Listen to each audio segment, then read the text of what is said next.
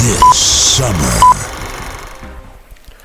Join your fellow Starseeds, Lightworkers, and Experiencers at the 2024 Full Disclosure Now Conference this July 15th to 18th at the lovely Serrata Beach Resort on St. Pete Beach, Florida.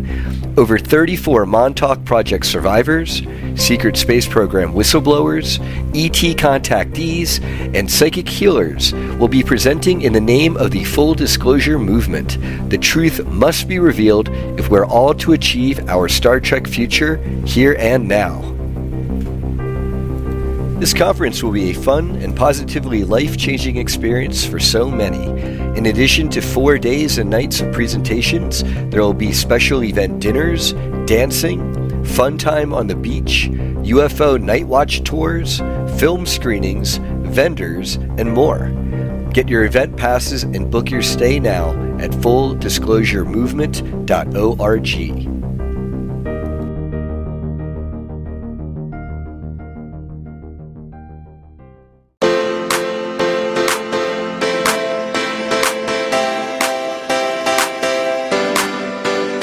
Welcome to the crossroads of dreams and wisdom, where ambition dances with the soul.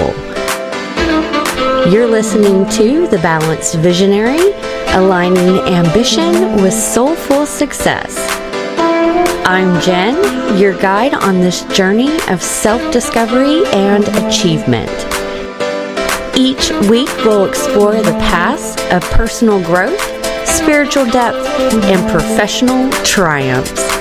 Together, we'll unearth the secret to a life where success is not just what we achieve, but how we thrive. So visionaries, are you ready to transform your ambitions into a journey of the heart? Let's embark on this adventure together.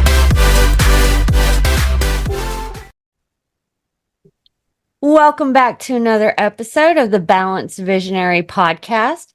Today, I am super excited to be introducing Zach and Sue Fisher, the dynamic duo behind the Day of Being event and Domes at Rainbow Ridge. Sue is a successful daycare owner, changing the lives of little ones, while Zach's transformative journey from ayahuasca to overcoming addiction has made him a beacon of the community. With over 80,000 followers on Facebook and a vibrant Telegram community, Zach has built a soul tribe dedicated to the growth and well-being of humanity. Together, they host a Day of Being event, a celebration in Indian Shores, Florida, coming this July. This soul family event has been growing and growing every year, now in its 4th year. It's a day to enjoy the beach, connect with your soul family, and build the new earth. Zach and Sue are also creating Domes at Rainbow Ridge, a luxury glamping sanctuary in Maryland's most stunning natural landscapes. Close to Swallow Falls State Park, this 40-acre property offers both adventure and comfort. They believe in a seamless blend of comfort and wilderness. The domes, meticulously designed and placed, ensure that every guest can enjoy the forest intimacy without compromising modern comforts. The sound of nature and the vast starry skies and the fresh woodland air are part of the parcels of the Rainbow Ridge experience. Join us as we explore their inspiring journey and the power of community and spiritual connection. It is an honor to welcome them both, Zach and Sue, to the Balanced Visionary podcast. Hello, hello. Hello, thank you for having us. Yes, I am so excited to have this couple on today. They have been a huge support system in my journey, and it is a long overdue to have both of y'all on, so welcome. Thank you. It has been a long time. I wondered when we would actually sit down like this and do this. Yeah, I mean, we've known each other for, I started to think about it today and I was like, man, it's been like 4 years or a little bit over 4 years. At least, it feels like 100, but. At least 4, probably longer. Yeah. Well, Soul Connection, we know it's a lot longer. That's right, exactly. So, y'all want to tell us a little bit about y'all's story and how y'all got started with the Day of Being and then the domes at Rainbow Ridge? All right. How far back do you want us to go? Well, let's start with you want to start with how y'all got together and what brought you to doing the Day of Being and then going into the domes at Rainbow Ridge? Sure. Well, Sue and I were actually dating, what was it, 2020? We started dating in 2017. Well, no, but that year that this happened. Oh, that- mhm, that- 2020. Yep. Yeah, so in 2020, we were dating and we were at our home in Maryland, and we had decided we wanted to try to have a summer vacation, and we were looking, and I guess it was during COVID lockdowns. I guess it wasn't totally locked down, but people were flying at the time, but didn't want to fly because of masks.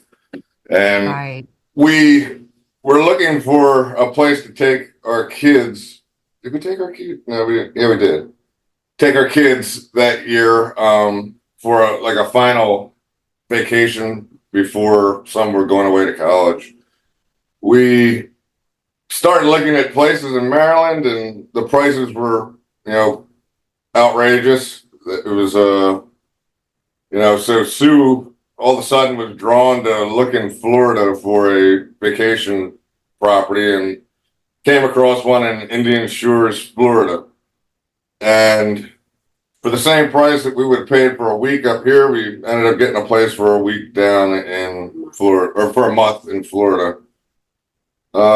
So we, at that point, were dating, and we were like, well, if we're going to be down there, why don't I put out an invitation to some people to meet us out on the beach for a day, right? I had figured, I had lived in Florida for a year, and I knew enough people down there that maybe 10 or 15 people might actually show up and hang out on the beach with us. And so we looked at the calendar, and one of the Saturdays fell on the 17th, and we were like, oh my God, it's like it was planned, right? Mm-hmm. So, Synchronistic. right. We put an invitation out, and it started to get a little bit more response than we had anticipated. People were, I guess, excited for an opportunity to meet people outside of their circle of family and friends, right? So should we go into the marriage part of it, or just continue? I would love to just talk about the Day of Being, really. Yeah, if you want to do That's that. really the highlight. Yeah. So we ended up heading down there, and the Day of Being comes along on the 17th, and we ended up having well over 100 people show up, I'd say. Definitely. And they had driven upwards of 3 days to attend. It ended up being something that was not planned, and it ended up being something that was extremely beautiful, right? And since then, it's morphed into something a little bit more official, but not official, right? We designed it to be a day on the beach where there was no speakers, no merchandise, no egos, and no drama, right? And that's why I think it works really well, is it feels like a family reunion. That is why it works so well. And that's what I tell everybody. Zach and Sue was trying to get me to come down there. And last year I finally attend. And out of all of the events I have attended, y'all's is far like the best that I have ever been, because there's no egos. You can just come at yourself, and there's like no competition or, being a speaker or being in the limelight. Everybody is on the same level. And that's what's beautiful about the event. Absolutely. And it's actually kind of magical in my eyes, because you get a good opportunity to meet people that are on similar journeys, and a lot of relationships have actually formed from the Day being that is starting to transform, the world, right? You guys, as you know, you guys have a conference that you've been helping schedule, and Mm-hmm. that they had attended last year, and I guess they felt the energy of our event and realized that it was, kind of special and a great location, right? The energy of Florida is second to none, right? It's absolutely gorgeous over there. When you kept telling me all those years that I needed to come down and see that water and the sand and experience, I mean, I was absolutely blown away.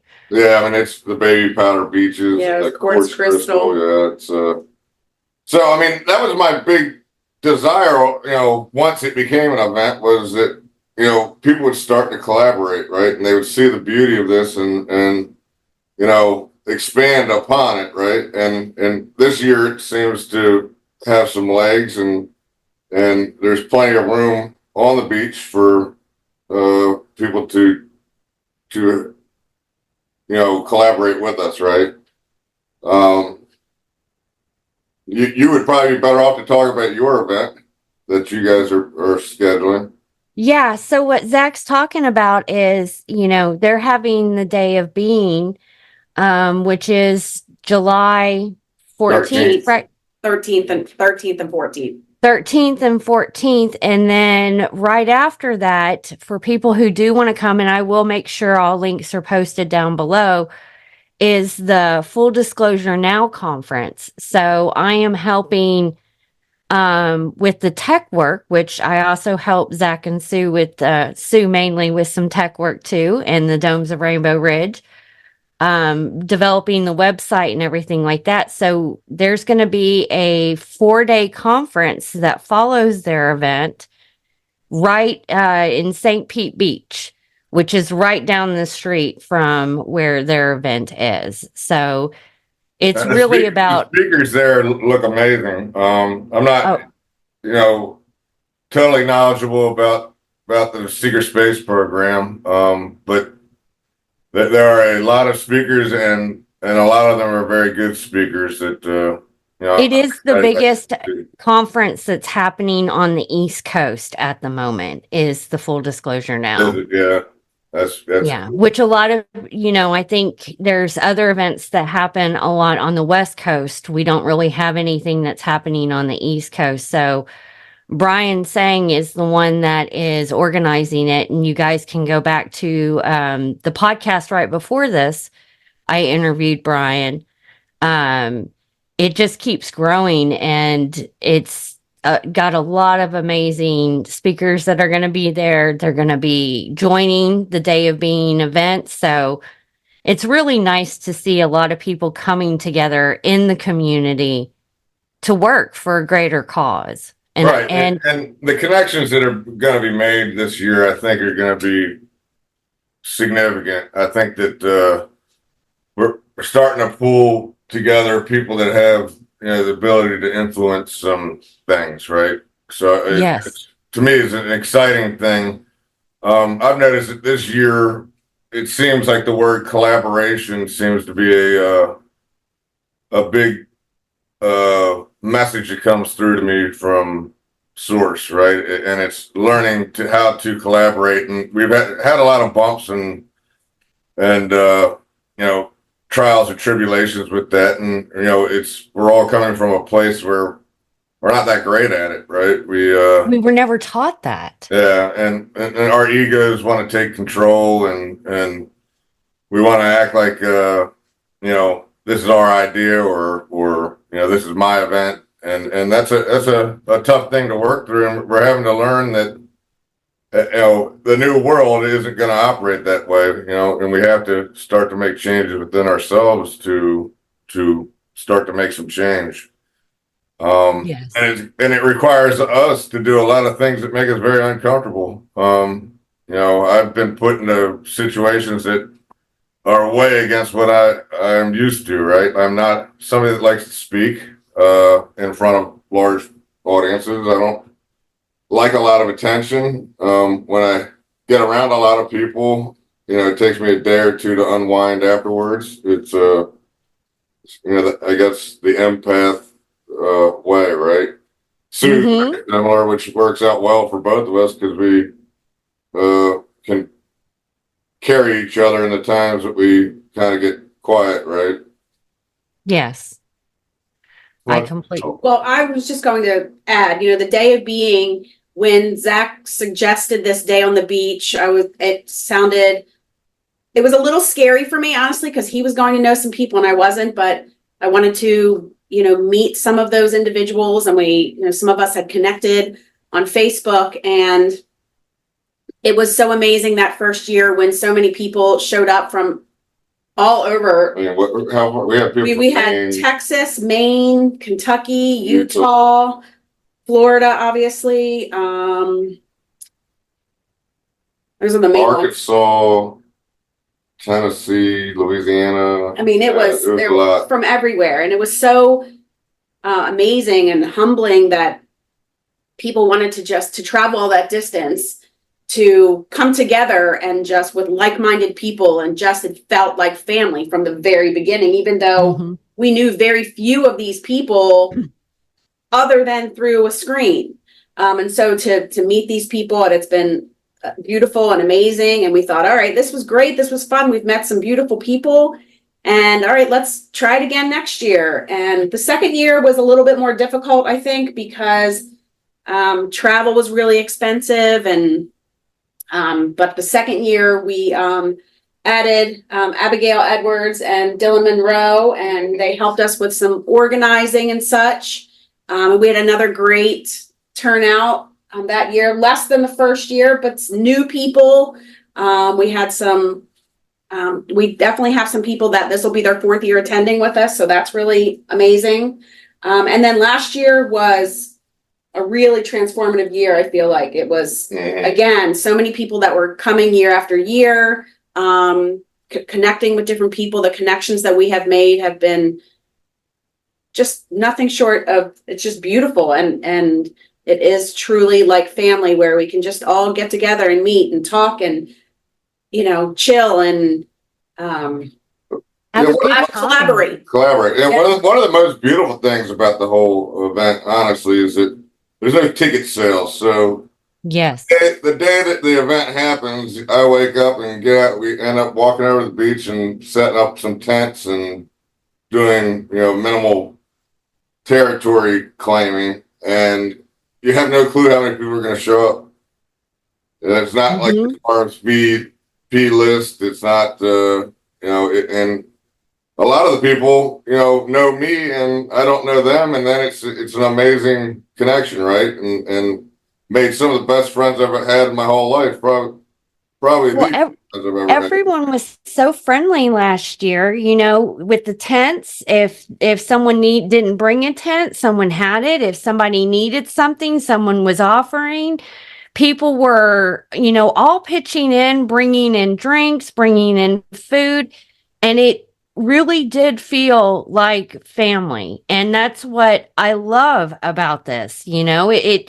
And I tell a lot of my clients, when they get too wrapped up, and I have been trapped in this of, how do I do this? They have this idea.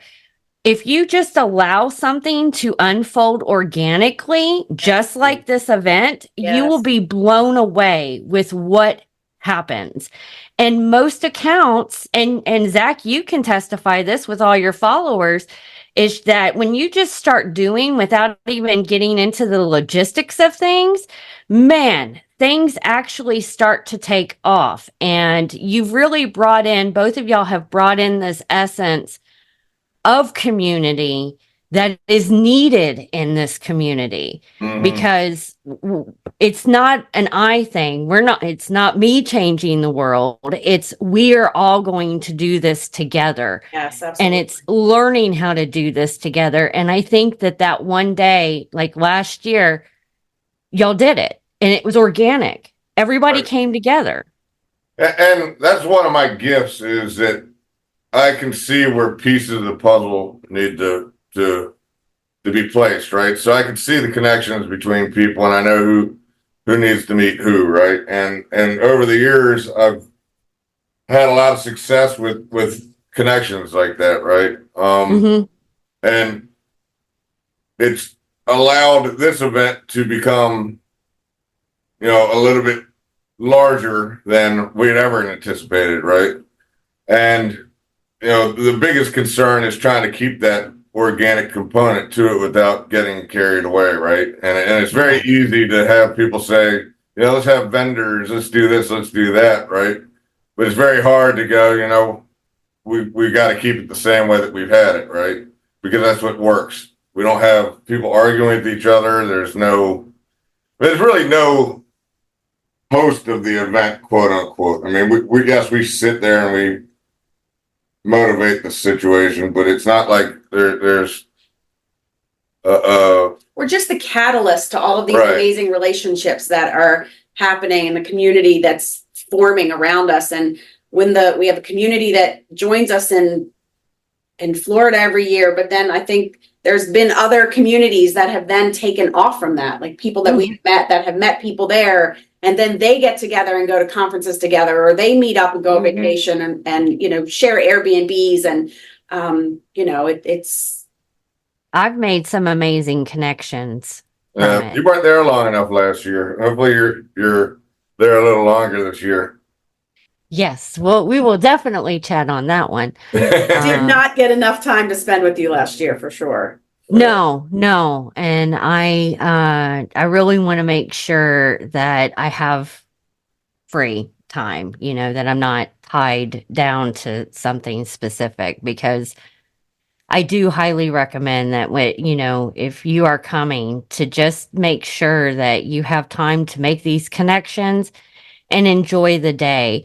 And like last year, it brought in a lot of people from the community that have their own channels. They're doing their own stuff and getting their own information and their brands out there, that when they came into this event, it is a day like it's like one big beach party, and people can come and relax and build the connections, and they're not rushed, and they can enjoy.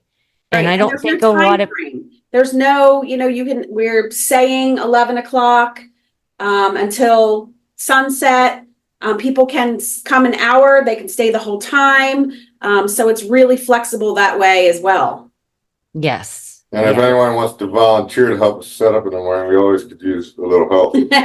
Absolutely. We could definitely use some tents. If anyone has tents that they have that want to bring along, that'd be great. The sun's hot. Definitely want to bring your tents. So make sure you have that cover. It's brutal down there. So it's exciting. We're excited this year. We've obviously been very busy, so we are probably going more with the flow of all this than we have in the past. I mean, we're literally approaching July, and we head down July 1st. And we still have a lot going on up at Rainbow Ridge, which is a lot to handle, right? Yeah. Do y'all want to touch on that? Because I think that's beautiful what you're building. Yeah, so we my brother owned a property for 15 years, I believe, and it's up in the mountains of Western Maryland. It's about 15 minutes to a large lake that's called Deep Creek Lake, and 15 minutes to a ski resort. And then our property has 900 feet of the Youghiogheny River frontage, which our property is built on a a ridge, and the ridge overlooks the river, which is a beautiful location. So when he approached us about it, and I had seen it in my mind's eye that I wanted to create some type of community at some point in my life, and this kind of just fell into our laps, much like the Day of Being did. And we sat here and we brainstormed with ideas on how to get the money together to first off buy the property. And it seemed like it was all laid out and the funds were provided, and we ended up making it happen in June of last year. We settled on the property, and then we sat there and said, what do we do with this, right? And the idea is that we first off had to get some infrastructure on the property. It had power run to a box, but not to any buildings or anything like that. We had bought an RV that we have towed up there, and it's positioned there, and that's where we stay while the work's going on. So over the last year, we've been going through permits, been going through having a well drilled, our septic's finally in, we have a maintenance building up there, and we are beginning to build the decks for 2 to 3 geodomes, depending on how far money will get us. So the goal is to create a hotel ambiance in nature, right? Where it feels like you're camping, but you obviously aren't, right? So each one will have bathroom and a kitchenette, and then outside we'll have we haven't decided, probably a Blackstone grill or something like that, and then we will do fire pits with chairs and hammocks. So And a hot tub. And a hot tub. Can't forget. Gotta have that. That'll be wonderful on the winter nights. Yes. So depending on what happens with the state of Maryland loves to dictate what we have to do, and they say that any dwelling that somebody lays their head down in needs to have sprinklers, which is crazy. So you're gonna have to put a fire protection system in every dome? Yes, ma'am. Which is, come to find out, not an inexpensive thing, right? So we've been obviously, through all of these things, you start to realize how much the government starts to affect you with everything, and they have a say in everything that we do, right? And and it's time consuming, it's expensive, it feels literally like people's hands are out, the whole way down the line, right? You need to hire an engineer to do this, you need to, get this permit, you have to pay this guy to come up and do the work, and only this guy, right? It's definitely a dirty feeling. The banks are dirty to deal with. It all feels kind of yucky, but when we're shown a vision, we got to keep pushing with it, right? And the goal is to get the property to a point that these domes will able to make us able to create some type of community, right? Whether it be on this property or get another one, right? We have the ability to expand this to 7 geodomes at this point, and then we have another 30 acres that we were debating doing some high-end tents on. Some of the bell tents with a deck, and then do something more simple for those that wanted a different feel, right? Right. So this property has the capability to do a lot, to expand for a larger community, for sure. Right. I mean, we have 50 acres there, so I mean, there's a lot that can be done. Our biggest fear was getting a property and saying, all right, let's start a community, and then having 10 people show up there saying, we're here to help, and not be able to reasonably take care of ourselves, let alone them, right? And that's what a lot of people do, is they'll rush into it, and then it becomes uncomfortable. And just like the collaboration we're talking about, is you got to find the right people that you want on your property with you, right? And I'm a Yes. mindset that it's all going to unfold perfectly, right? I think that there's probably going to be a time where it might help shelter people from events, right? Hmm. Or poverty or whatever, right? I know that God will show us exactly what it will ultimately be used for it, right? So we'll be able to transition it, quickly. Um, But you're doing the smart thing, and there's documentaries out there right now of people who are buying land and building a community, and it's not going that well for them because they're not coming in smart. We're yeah, not fully exited out of the system, and we don't fully know when that's going to happen.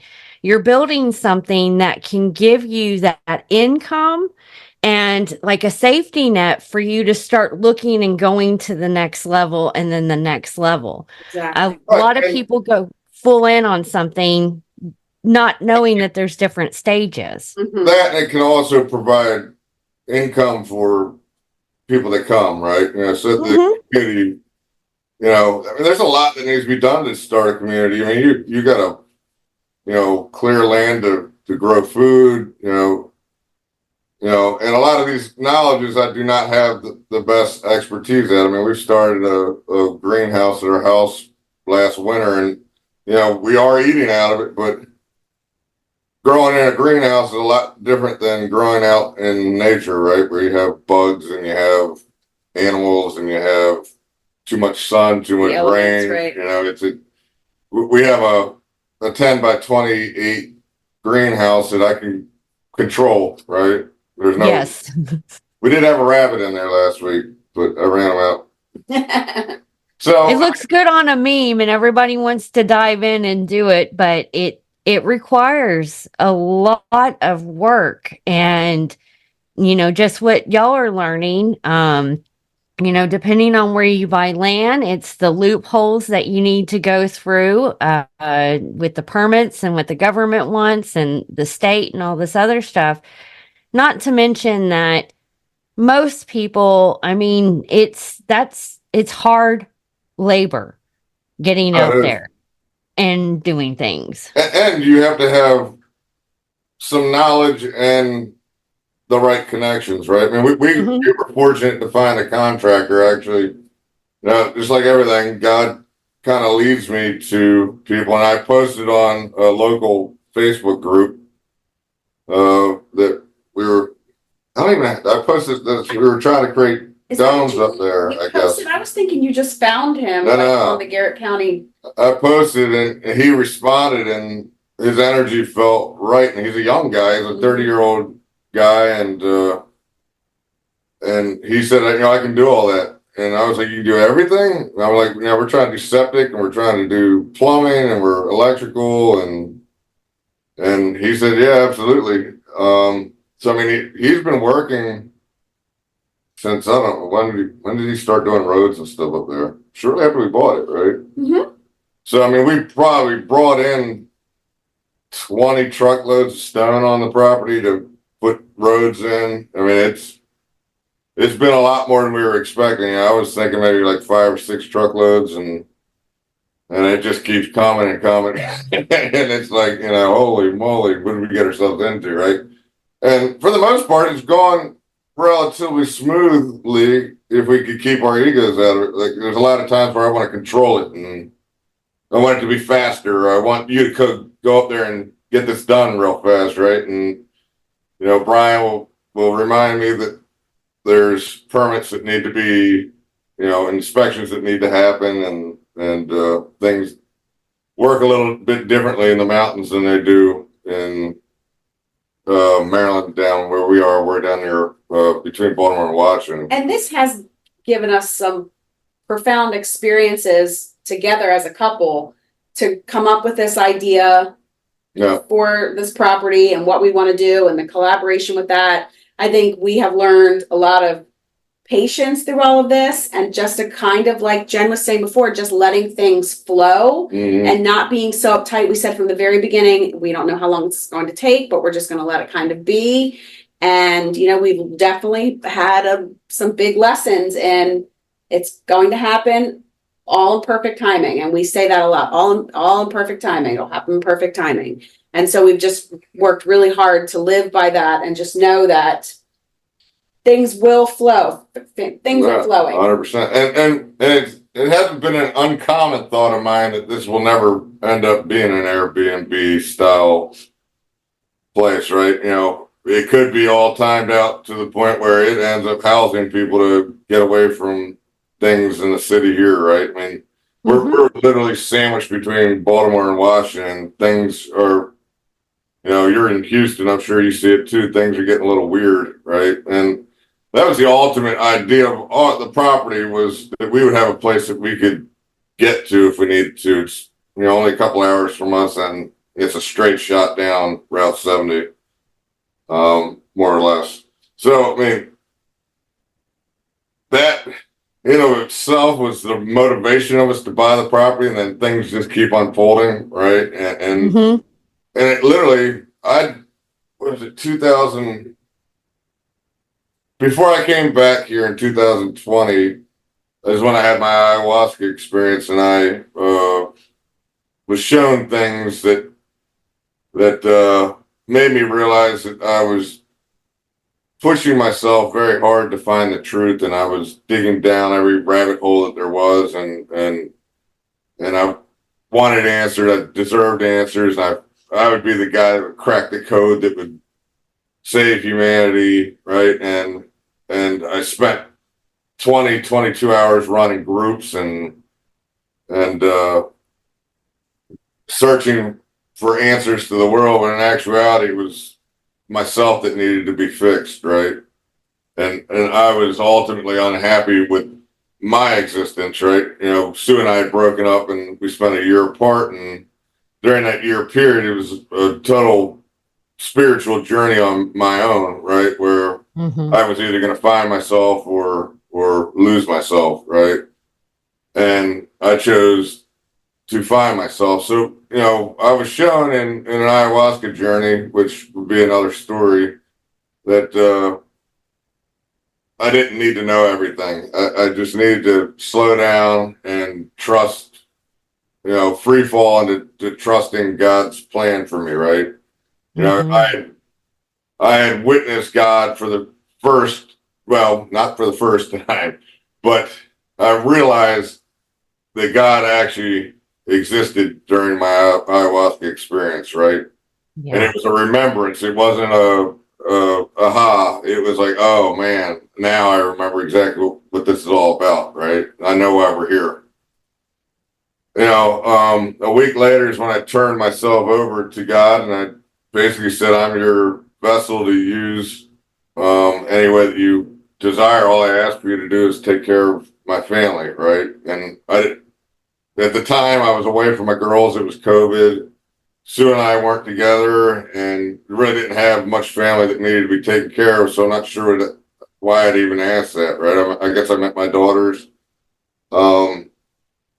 But then, you know, I basically said, I'm going to free fall into whatever happens, right? And I was living in Florida and went on a road trip, and I was going to go out and just meet people, right? And I made it all the way out to Oklahoma before I was turned around, right? And the whole time I just kept going, I'm going to listen to what my inner guidance is saying. I'm paying attention to all the signs around me, and it just moved me like a chess piece back to Maryland to Sue, right? And, you know, ever since then, I do my best not to force things to happen, right? Because when I force things to happen, it ends up not being great, you know. Learning lesson here. Yeah, and it's a hard, and we're going to constantly learn this until we totally surrender into exactly. There is a divine plan, you know. We're not here to, you know, and this is not a debate of what God's right or whatever, right? But there is something within all of us that is guiding us if we slow down and listen, right? And that doesn't necessarily mean you hear it. It doesn't mean you'll see it. It doesn't mean, It's inside. it's a lot of ways it comes across, right? Mm-hmm. It's messages are happening every day, right?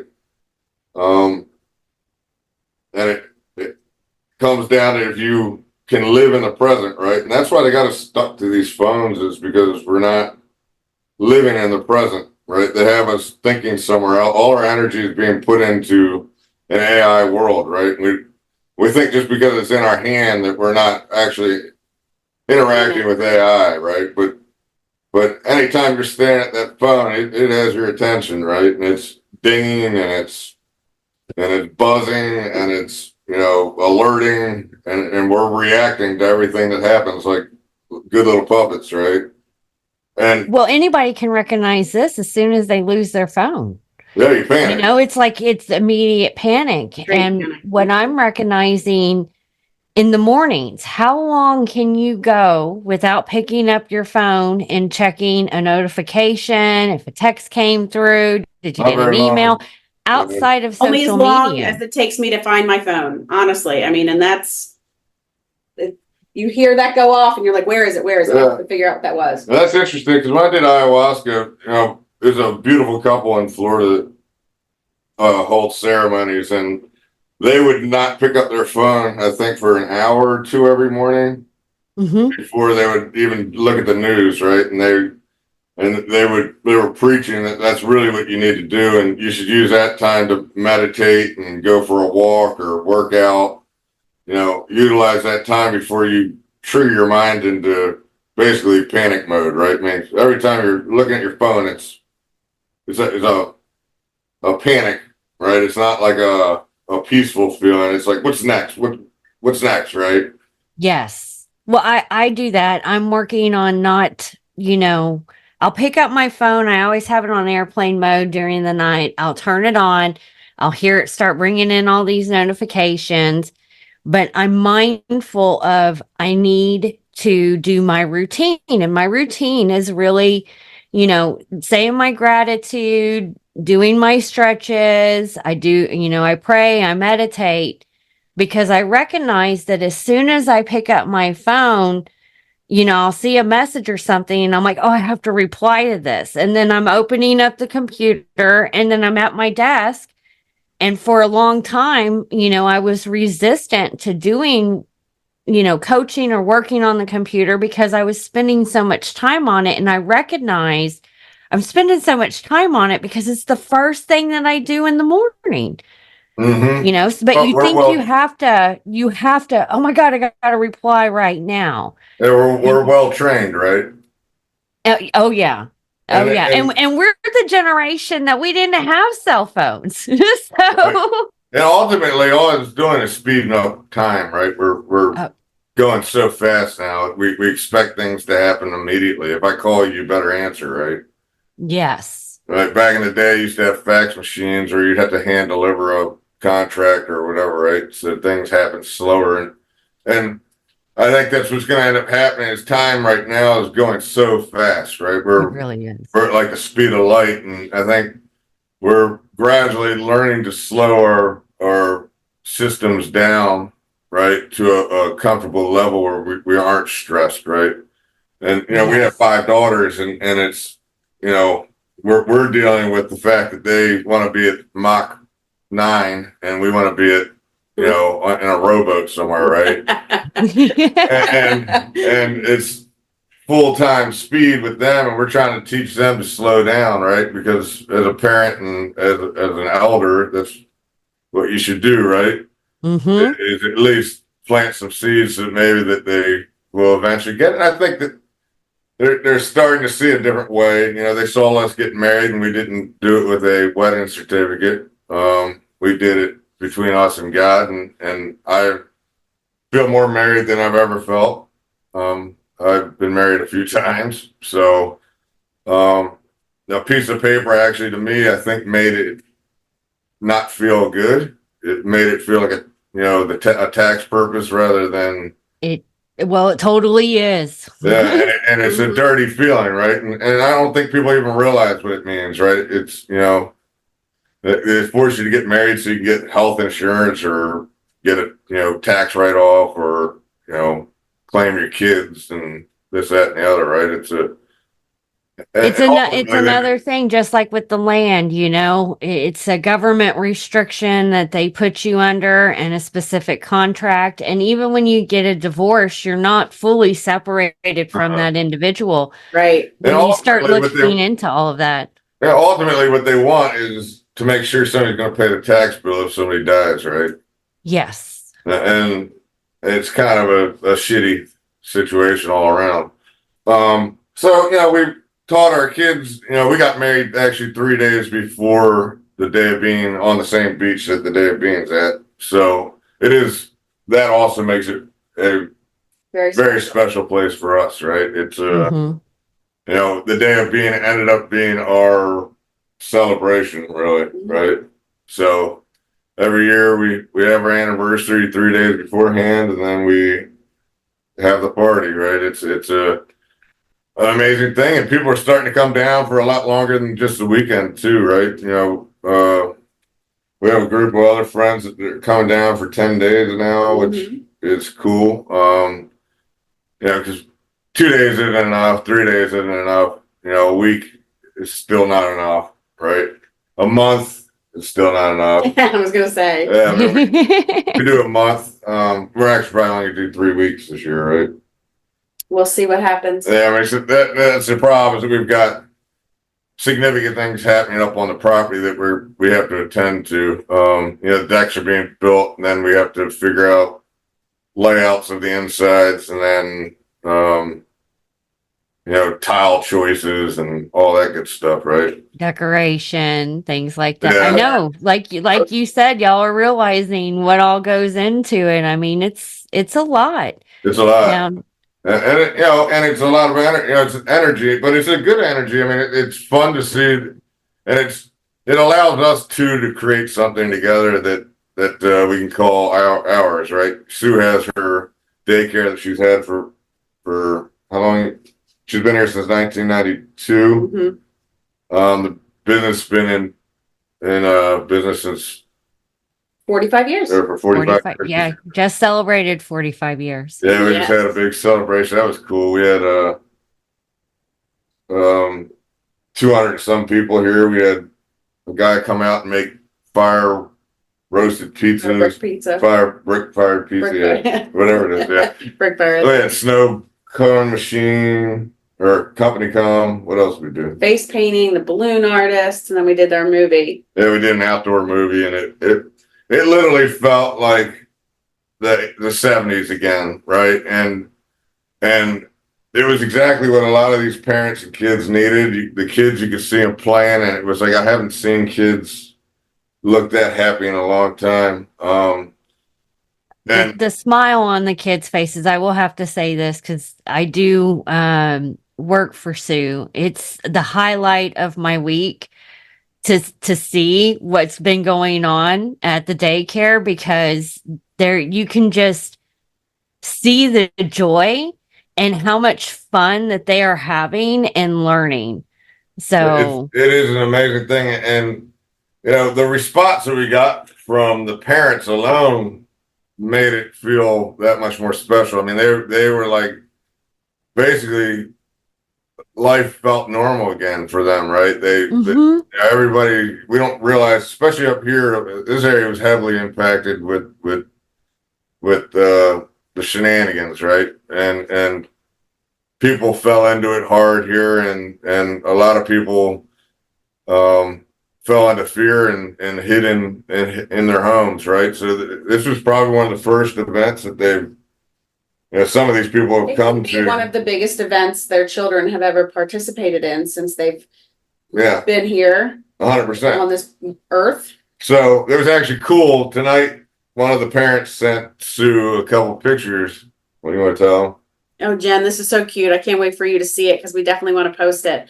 But so our movie night was outside, big inflatable screen, and everybody could bring their own blankets and chairs and things. Well, one of the families sent me a picture this evening of their 2 children who attend, and they had set out a bunch of Beanie Babies in their basement, And the 5-year-old put a chair out with a pretend, like I guess an old laptop, and put it up like they were setting up a movie for their little Beanie Babies.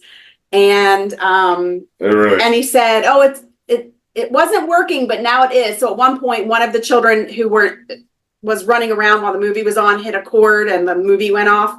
So we had to fix it really quickly. But the mom said, "You have to see this." Obviously, this evening had such a huge impact on my children, how much they enjoyed it, that they're literally reenacting it together as siblings. And it's pretty special. Yeah. Very special. That is, well, we can think back to when we were children, because that's when we're mostly impacted.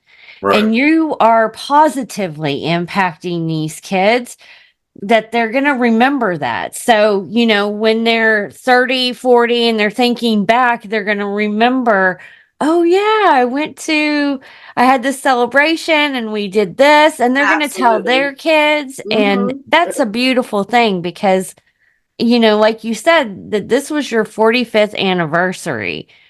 So you're impacting kids' lives, and we need more of that in the community. Ultimately, what we need to realize is that we are now becoming elders, right?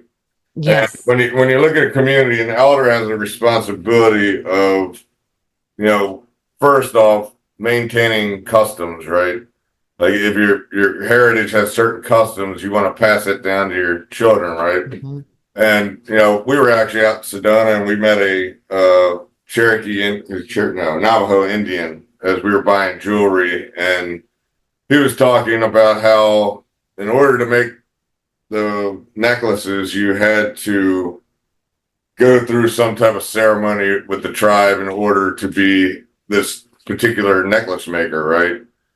And he said that during school they had taught him about Jesus, and that he no longer wanted to basically believe the ways of his elders, right? So they would not teach him, right? And that broke my heart when I heard that, right? Because it was he and I'm not arguing about if Jesus is right or wrong or whatever, right? This is right. It was a division within his culture, which means that a lot will be lost, right? Absolutely. Each child that grows up that no longer wants to remember where they've come from, there's a loss, right? Mm-hmm. And that to me is sad. So, we have to do the best that we can. We're obviously in a state of psychological warfare, right? Yes, And very much so. They want us to collectively, as humanity, fold and stay in our homes and give up, right? That was their ultimate goal, was to get us all to quit, right? And not stand up and not to push back, right? And a few of us did not want to listen to that, right? And I was one of them for sure. I traveled through COVID. Like I was never locked down. I was all around the U.S. I drove everywhere, and it was an amazing time to travel. Nobody was on the roads. But if we're not careful, a lot of what we knew to be wholesome will no longer exist, right? And as we were kids, we would have crab feasts in the neighborhoods in Maryland, and every house would show up, and and everybody knew each other's names. They knew each other's phone numbers. You could knock on each other's doors without having a text before you showed up. If you needed a cup of sugar, you'd ask, and they would happily give it to you and not expect it in return, right? So we have a responsibility, I think, to bring these thoughts back, right? And to start loving each other as neighbors again, right? Where we've been so divided, right? And it's hard because other people don't want to play along right now, right? They still want to act like you're the enemy, right? When in actuality, you're just trying to show them a happier way to live, right? Yes, I've had that experience. A couple months ago, I had an aunt that needed to transition into a home, and she was one of the last outside of my dad, but they don't communicate. But she was the last on my dad's side of the family and had inherited my grandmother's stuff, my great aunts and uncles' stuff. And I was the one that collected a lot of it. And, it's because these were items that can be passed down. I mean, a lot of this stuff you can't, it's, like loom. I inherited 5 different looms. And pictures of it all is really cool. yeah, and so I can remember some of my fondest memories was sitting in my grandmother's room, learning we would make these big rag rugs. And so that was like the one thing that I really wanted to inherit. But that's something that I want to teach, my kids and grandkids. But they are at this age right now that, my son's not interested in it, that type of thing. But these are skills, they're stories that need to be passed down from generation to generation. And that is what our ancestors did at one point in time, and they've kind of taken it away. So you're right, we are stepping into these elder roles to where we need to bring that back into our community, because that is what's dividing us. And it's a great honor. No, honestly, like it's an honor to have knowledge that others do not have, right? And that's a 3D knowledge to a degree, right? But that also there's a deeper knowledge that all of us have once we tap into it, right? And we are all learning how to discern what we're getting to, right? I mean, I think when the movement first really picked up speed, discernment kind of went out the window, and people just believed everything that was told to them, right? Yeah. And there's truth in everything that we're told, and it's now we have to learn how to live, right? And unfortunately, or fortunately, I think a lot of these systems that we know now are going to collapse, right? and that might be a scary thought to some people, right? Like, what do I do without my Starbucks, right? Or what do I do without, my, whatever, right? The internet that I can easily access, right? I think that there will be an internet in the future, but I think it will be tied to not be AI, because I think AI can always be manipulated into becoming sentient and then going down a dark path, right? Well, I think there's a war right now with that. When ChatGPT first came out and I was reading some of the stuff that people were giving it, I was like, why would you even ask that or program it to be that way? And that's why. Like they ultimately, and Satanist doesn't mean you belong to a church, right? Or you pray to the devil, right? It's to me, it's a train of thought, right? Somebody that is Satanist believes that humanity doesn't necessarily deserve to exist, right? Right. That we can be wiped out, and AI, is the future, right?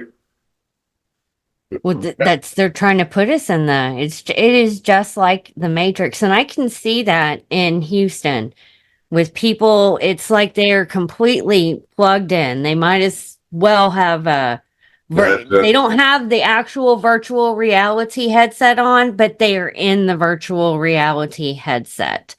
Yeah. And that's where the separation's coming from. Well, I think that is the separation that we're seeing. Is there's going to be a portion that follows AI and then a portion that doesn't, right? Now, I don't know how that plays out. Like, we can all sit here and guess what the future looks like. I mean, the future simply could be that some of us live in the woods and others live in the city tied to a VR headset, right? And get their subsidy checks and Chick-fil-A delivered to their house, right? 15-minute cities. Yeah, whatever it is, right? And then there's those that, go, okay, well, I want to maintain, the fact that I can sew, right? We'll go in the woods and we'll make our own clothes or whatever, right? I don't know how it plays out, right? I just know that there's a definite divide that's coming, right? Or it is happening, right? It is happening. And it's, it could get a little hairy, right? It could get very hairy. I don't know, right? But the best I can do is prepare for my family and prepare for those around me that align with me, right? Mm-hmm. And that's why us meeting in the flesh is so important, right? Because we get to physically read each other's energies. We can have conversations that are deeper than a few text messages or posts online that, where we can bounce ideas off each other. We can talk about past experiences. We can help each other heal. And ultimately that's what we're doing, right? Is we're starting to become the new earth leaders, right? And I've explained this to some people that have gone down and not really stepped into meeting people, right? They come and attend, but they keep to themselves. And I said, ultimately what you're doing is we are the new earth leaders are waking up and meeting, right? And these are the people that you're going to be working with in the future, right? Mm-hmm. Or not. And if you're not stepping into your role, then somebody else will, right? And that's the way that God works, is that, if you do not accept your fate, or not your fate, but your divine journey, that somebody else will step in, right? And it will happen, right? So it comes down to, you want to be a difference maker, or do you want to let everybody else do it, right? And I think we're coming out of a phase where everybody was waiting for everybody else to do it, right? And we're finally getting to a point where people are starting to go, well, we need to do something different, right? Even around here, we're having conversations with people now that I never thought we would have, that people would start understanding the truth to the point that they are, right? I mean, people are certainly waking up, right? Or maybe they're just more open to talk about it, right? I think it's a mixture of both. And I'm noticing that too. People who were hesitant to talk about certain things, that, they're more open to it. I met somebody today that, he said that he leaned more Democratic, and now his eyes been open just by watching what's been happening over the past couple of years, that there is something that's not right that's happening. Right. Well, and ultimately that's what's going to happen is that we're going to realize that Democrats and Republicans want the same damn thing, right? Yes. That is to be left alone and to live a happy and an abundant life, right? Where nobody's messing with us, right? And the fact of the matter is, we're kind of all arguing for the same thing, but differently, right? Yes. For example, open borders. Like, I can sit here and say, yeah, I don't want all these people crossing into our country. And yes, that's truthful, right? And I don't want them to cross into our country if we are having to foot the bill, and it puts people here at jeopardy, right? Mm-hmm. Where we don't get health care, we don't have housing, we don't, have Social Security, which I think is a ripoff, right? But if the things that are supposed to be for us are no longer offered to us, that's a problem, right? Yes. On the other hand, I think that there should be no borders, right? We should be able to travel freely throughout this planet and not have to check in with anybody to tell them where we are, right? Like, that's all a control thing, right? Mm-hmm. So, as suppose all of a sudden all the borders are going to drop in the world, right? Whoops. You're still there. Yeah. I saw that though. Yeah. So, I mean, ultimately, if the borders Uh-oh. They froze.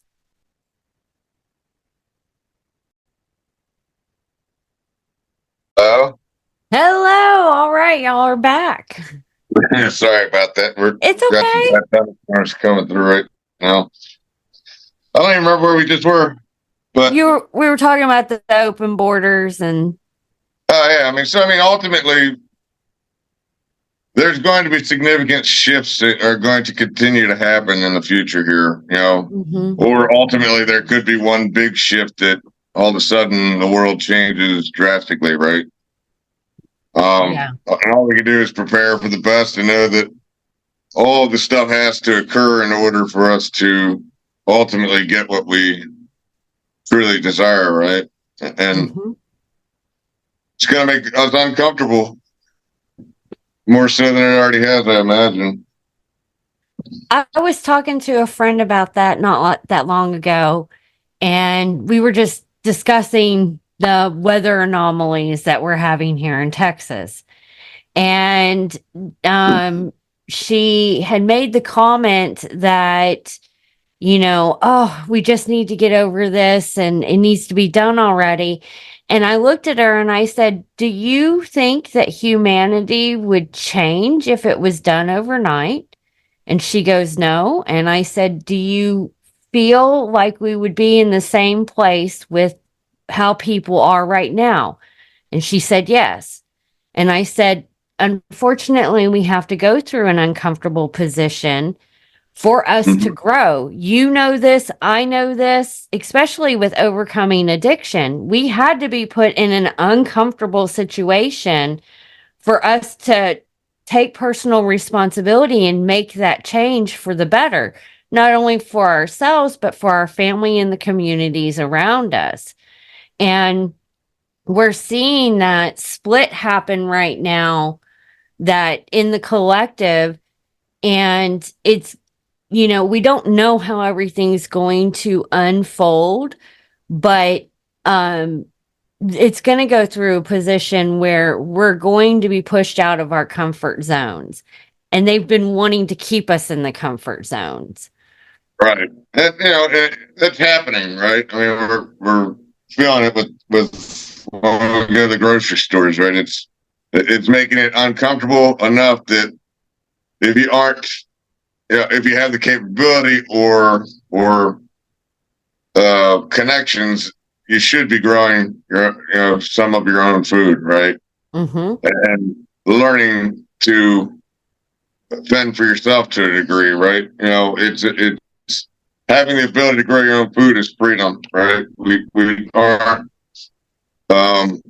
required to.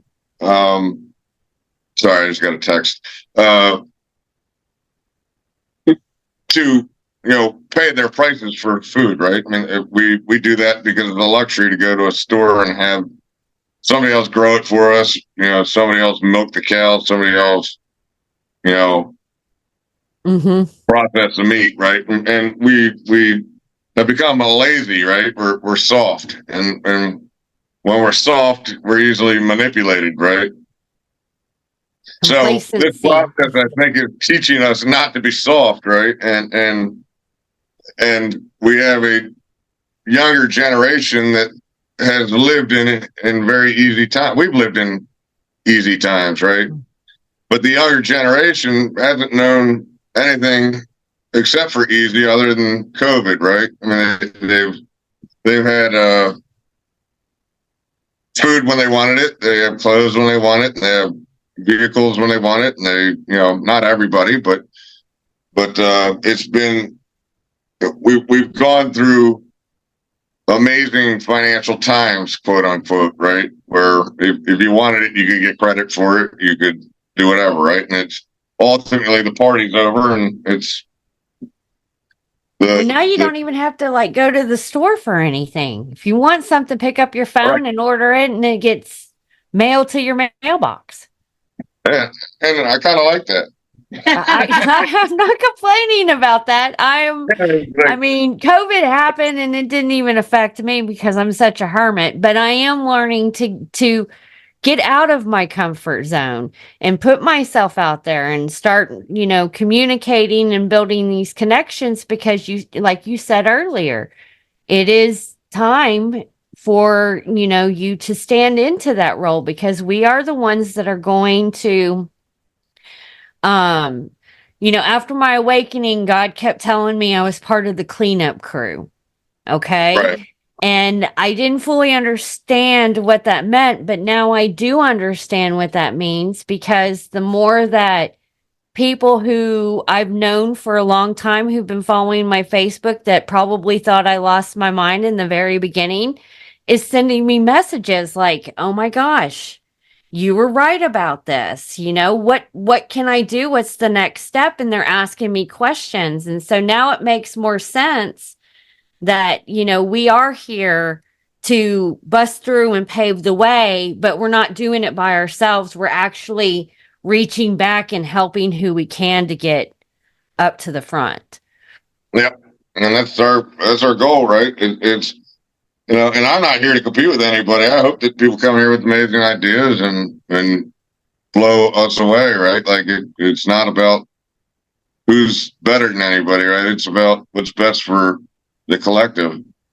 And that's the way that I've been through this whole movement, is that it's always what's best for the collective, right? It's not what's best for, well, I had somebody call me a cult leader yesterday, which I thought was interesting.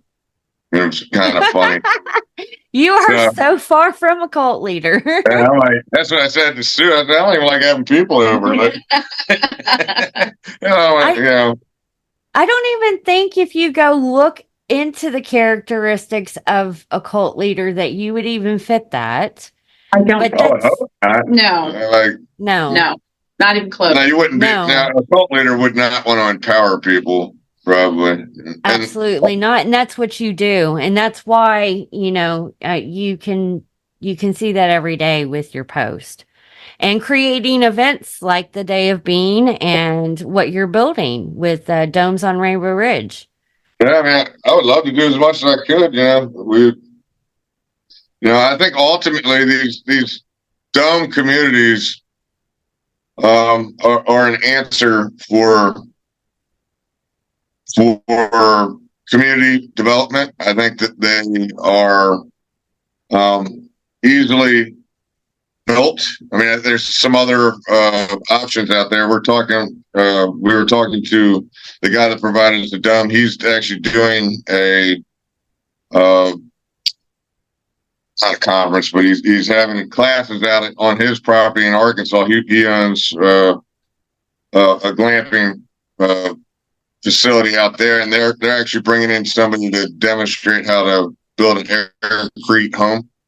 They're going to build an aircrete house, like a 30-foot dome or 16-foot. I can't remember. I don't remember the dimensions. But so we're, once we get established, we want to have somebody like him come up on the property and start to teach others options of inexpensive ways to live. Because in this world things have gotten so expensive, and if we stay on this timeline for a significant period of time, which I doubt it's going to be significant, the younger generation certainly can't afford a house, right? And so we need to have some alternative ways for these guys to live, right? It even in, so since 2020 to now, because I've looked into all different styles of living and building and things like that. We'll talk about tiny homes.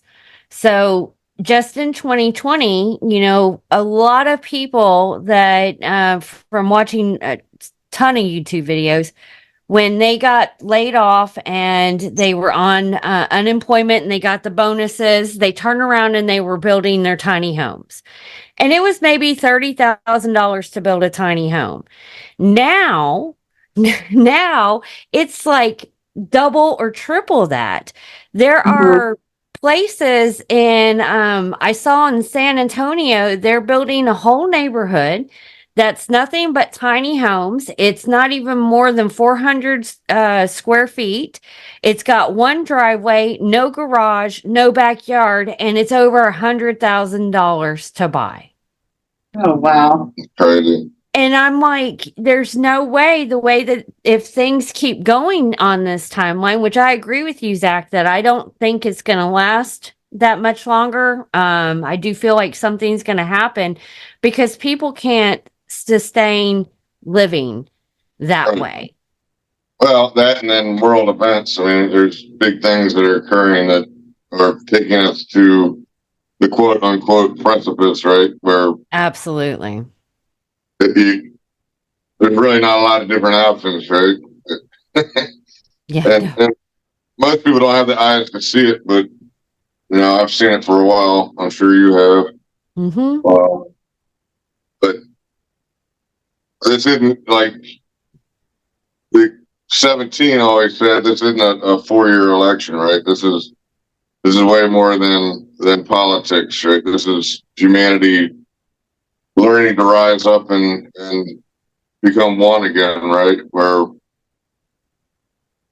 we ultimately are sovereign, right? When we make our own choices and we live our own lives, right? Unencumbered. Mm-hmm. That's what I desire for everybody, right? Is you want to move around the world, keep going, right? Mm-hmm. But let's do it abundantly and with love. Absolutely. And that's ultimately what we're doing here is people are learning to love again, right? I mean, I think, a simple post that I can make, I could say, the choice to be happy is how you become happy, something like that, right?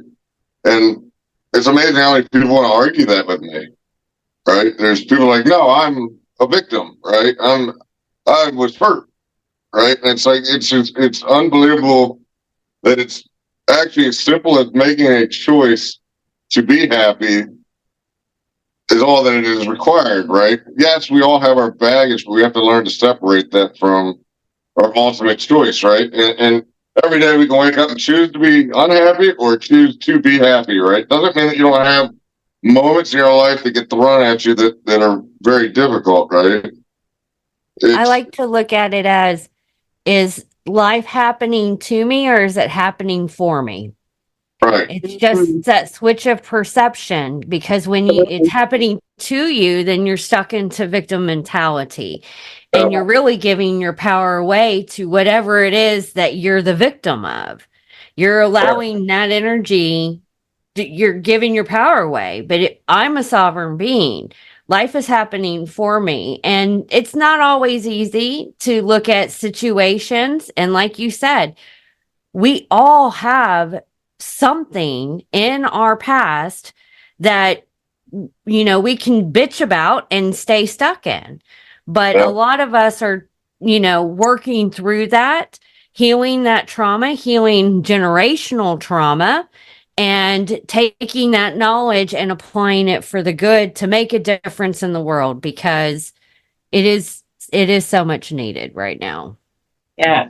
And it's just like anything. We're going to run into a lot of controversy out there in the world because there's people that are going through their awakening processes, right? And they become angry and they want to lash out at those that are telling them the truth. It's kind of like when you had a friend that's boyfriend was cheating on him, and you tell him, John's cheating on you, and then they get angry at you and not him, right? They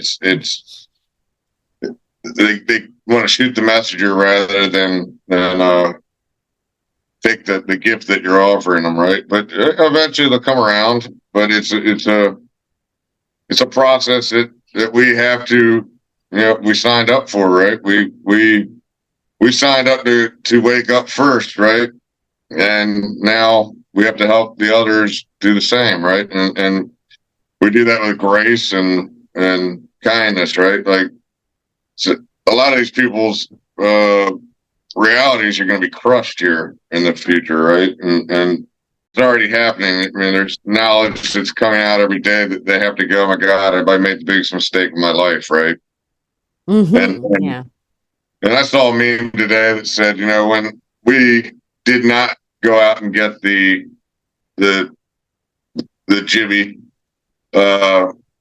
you wished us harm, right? But when you guys went and got it, we actually prayed for you, right? And that's the reality of it. Is it like all I wanted was for people to listen, right, and not go through with it, but they didn't want to, and now we have to have the grace to accept that they made a choice and possibly made a mistake, right? And we have to greet them with open arms, right?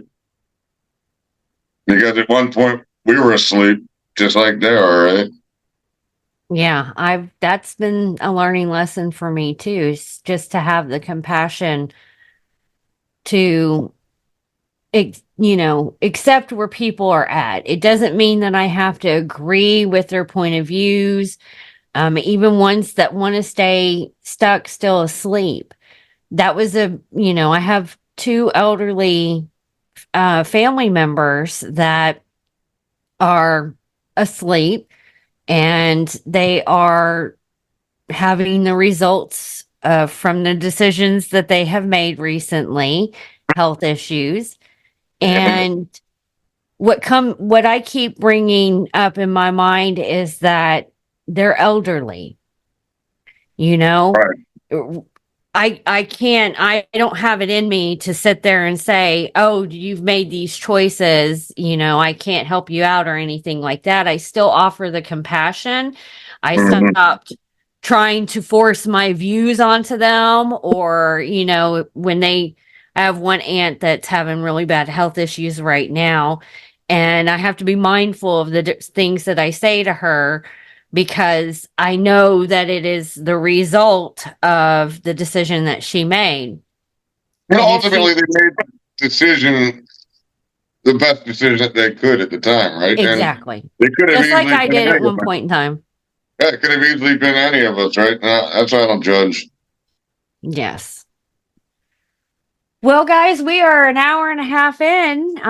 Do you want to say anything, and then we can wrap up? We'd love to see as many people want to come out this year. Would be an amazing experience for everybody. I mean, the more people that I get to meet, are the more that help us on our journey, and the more people that meet us, we can help them on theirs, right? And that's what I'm very good at, is connecting people that need to be working together, right? I see people that are destined to do things, and I enjoy connecting people, right? And ultimately, I think we're going to be down there. We're going to have an amazing weekend, whatever, however long you want to stay. And that's the thing about it, is that it's not just 2 days, right? If you stay for a week, you're going to meet people down there that are staying just as long as you are, and you'll be able to, hook up, get dinner, hang out on the beach, come to the Full Disclosure Now conference. Right. Absolutely. And they got a nice pool there too, I heard. It's at the Serrata Beach Resort, and it's beautiful from the pictures that I have seen. Yeah, it's amazing, which is right on the beach as well. So, I mean, it's not only a conference, but it's a destination, right? It's we're excited to attend for sure. Yeah. So you've got July 13th, Indian Shores Beach. Then you've got July 14th, the Drum Circle, Treasure Island, and then the Drum Circle's really cool. Full Disclosure Now conference, 15th through the 19th. Is that right? Or 15th through the 18th, Jen? It is the 15th through the 19th, I believe. I'm just double checking. Through the 18th. Through the 18th. Okay. Through the 18th, yeah. 4 days. And lots then of great opportunities. Yes, and a lot of amazing people and connection and soul family and collaboration. So it should be an awesome week. Yes to all of that. Love that. Mm-hmm. All right. Well, thank you guys for coming on the show. I I absolutely love you too. And I can't thank We you love enough. you know we love you. Always love to talk to you and collaborate and bounce ideas off of you. And we're that soul family. Absolutely. Guys, for those of you who are tuning in, I'm going to make sure that all the links are in the description so that you can find the information to the Day of Being. Also, Zach and Sue's Domes at Rainbow Ridge. You can check that out. Sign up for the newsletter so you don't miss out on updates on when they're opening, as well as joining the Full Disclosure Now conference. And as always, if you guys are looking for any assistance in you birthing your visions out into the world, please don't forget to hit me up. I would love to be able to chat with you and see how I can collaborate and help you do your vision out into the world. So with that said, thank you for tuning in. And until next time, looking forward to seeing you. Bye.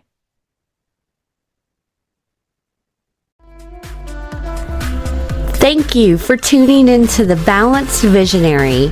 I hope this episode has brought you valuable insights and inspiration. If it resonated with you and you feel like you can light up someone else's day too, please take a moment to screenshot, share, and tag me on Instagram. I love seeing your posts and getting to know you better on a personal level. Don't forget to subscribe to the podcast on your favorite platform so you never miss an episode. Join us next time as we continue our journey towards aligning ambition with soulful success. Until then, keep balancing, keep dreaming, and I'll see you in our next visionary encounter.